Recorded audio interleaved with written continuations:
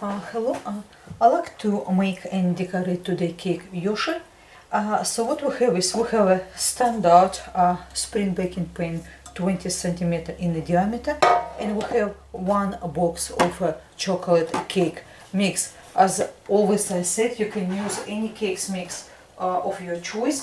What we do is we actually will not trim it. We just leave it as it is, basically round, and we apply the yeah, I forgot to say that I mean, obviously you actually probably even know and heard thousand times that we mix and bake chocolate cake according to instruction on the box, and once it's baked and cold, we level top and place it on a cake board. So what we do is now I just a little bit jump this step. So of course use any frosting of your choice. I use any chocolate frosting, apply all around.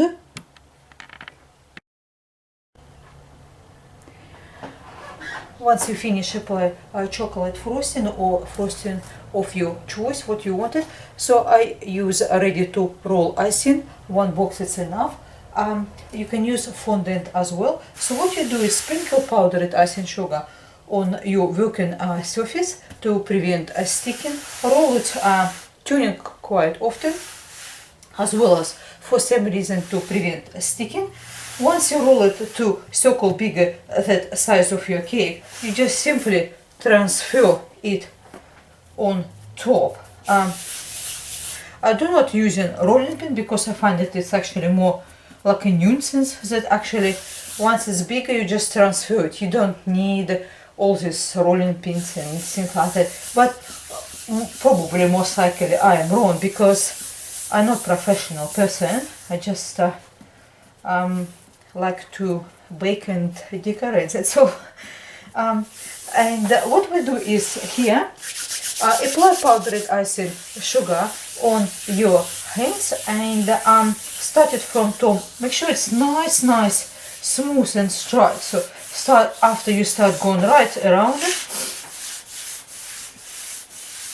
If it starts sticking to your hands, apply powdered icing sugar. That will prevent sticking. Once we finish, what we do is we just trim it away all extras.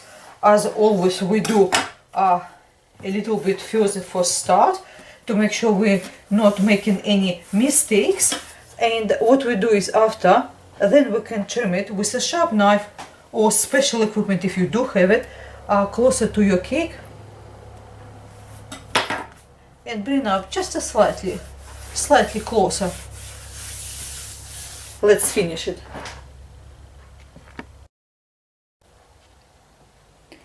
Once we trim away all ready to roll icing or fondant, I saw, if you have a little bit of powdered icing sugar left, use a brush and swoop it a little bit. Make sure it does not interfere with your coloring. So what we do is next, as always, we put little tiny dot somewhere here. This is center. So what we want is, we imagine it's a giant nose here, and the eyes, and a cheek, and a mouth, roughly. So what we do is next, see, this is the biggest cookie cutter I found it, but it was placed inside of a container. So I find that container even bigger. Or you can find little tiny saucer from a tea set. And what we do, we place it right here to make a little pattern of a big nose. That's what we wanted. We want this pattern to be there, and we wanted it bigger. So just press it, not too much, just make sure we're able to see this pattern. So what we do is, it's alright if it's a little bit, we have some issues with a tiny bit waver, we can sort it out with the paint. So what we do is next, once this main pattern is done, use a toothpick or back of brush, which is not too sharp, little roundy sort of, and you start draw. So you imagine that's part of a actual face and cheek, and you wanted to see actual cheek, so you want it fit in all in the middle. So what you do is next, you draw mouth, if you're using this kind of just normal standard 20 centimeter or 8-inch spring baking pan, this yoshi will fit straight in nicely. So what we do is here, so we wanted to make it a mouth, and we want to make round cheeks, and we draw eyes, and two of those, of course. It's part of eye a little bit wider, and we draw patterns of yoshi. So what I like to show you, I just get somewhere. Okay, almost we can see, as you can see, patterns are there.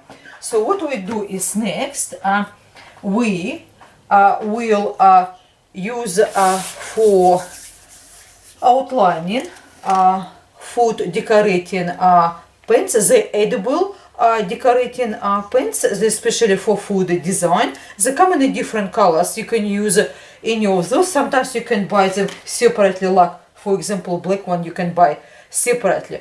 So what we will do, because most of patterns are a little bit kind of greenish, so we don't want spoiled with black. So what we do, patterns which is green, we will use green. And what we do, we just carefully outline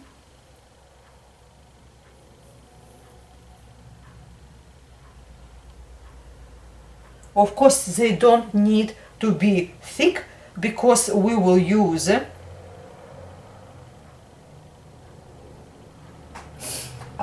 different coloring for our cake.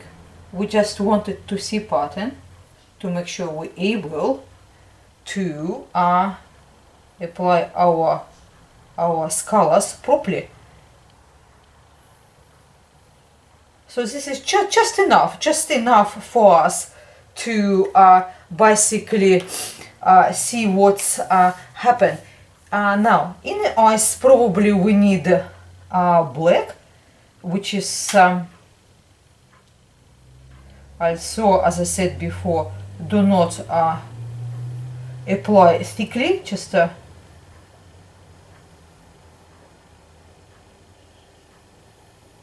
nice and thin.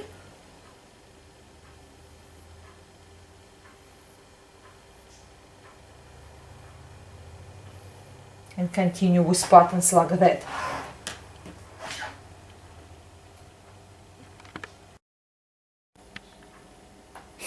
Once we finish outline all patterns, that's how a yoshi look like now, basically. So what we do is next, we start from a small patterns, which is we will use red for the tongue and patterns of the yoshi. Use just medium brush or small because patterns are not very big, we don't want to smudge them, so we just use medium type of brush, fill up all the patterns, which is closer to actual different kind of pattern. What you do is leave it and apply with a little tiny brush. What I will do, I will show you on just grab something like really small, and we don't need much, just a tiny bit of a drop. So what we do, we simply go around our pattern just like that, fill up all gaps which wasn't filled before. With the large brush it's a little bit difficult to do, and we can get sometimes smudges and also like sort of speckles of this sort of paint could just go anywhere, really, various places, especially we do not want it. So this one we apply for the tongue. For little areas, very important, do not use too much paint because little goes a long way, and if you use too much, what will happen, you will realize it is too much and you don't need it as much. So it's best of all to start it from small. Let's fill up the last pattern and we start using black liquid food coloring. Once we're done red and black pattern, as you can see, this is how it look like. Now what we do is next we're using green liquid food coloring, and we will apply with the small brush first in the areas where is, we need to be place the green liquid food coloring. So what we do here, actually we won't leave it kind of white. So what we do, we draw a circle. It's a rough one, of course, just like that, and we leave this cheek is white because we will shadow after with using white gel food coloring, but for start we just color all these little patterns around and move to the large one, which is nose.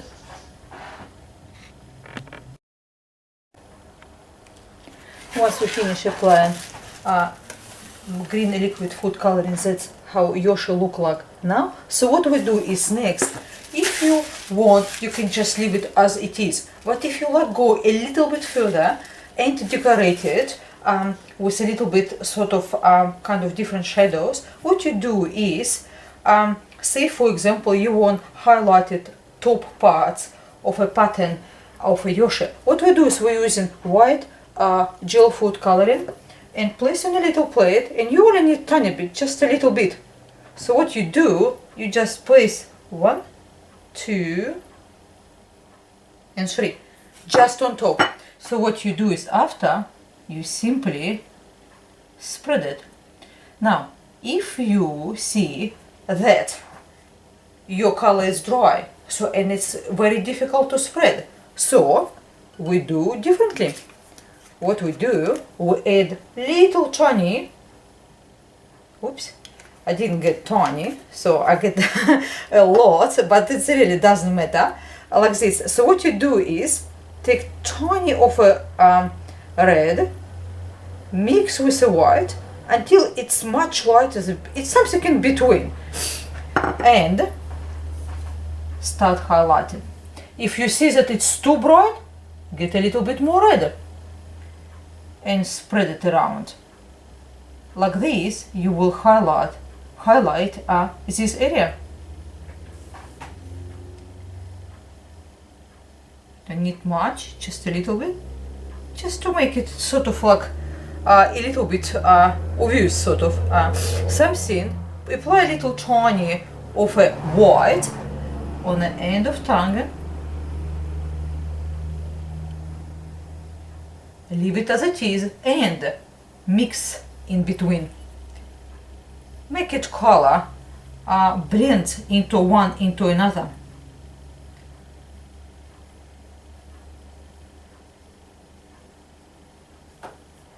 As you can see, start the way tongue kind of out. You see it actually. You see impression of yoshi. What we do is next, once we finish with that, we want to highlight a little bit of a nose and blend all around these areas. So we'll probably grab another plate, and because we don't want mixed colors too much, so what we do is place tiny of the green, something we do with white. And where is our brush, which is we used before? What we do, place tiny amount of white right here, and you start blending. You want to make it circle. You want to make like it sort of stand out. If you're not satisfied, we can add a little bit more. We just want to make a little bit like a sort of funny nose kind of way. Here we are. Something, if you want it to blend in around these edges, what you do is you making color in between, not too white, not too green, and you start blending. You just place right around.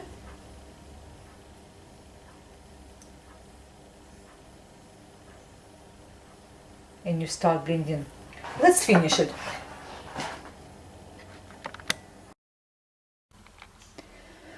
Now we finish decorating yoshi. I hope you do like it. This sort of decoration. Reasons I left on a round cake because I thought it's actually too difficult to cut all these little patterns and make it actual exact head of a yoshi. I thought it's actually really good. Also, if you do like it, you can actually color rest of this cake with a different background of your choice. You can have a slightly bluish or yellowish, for example. It depends, but I find it just like this is actually beautiful.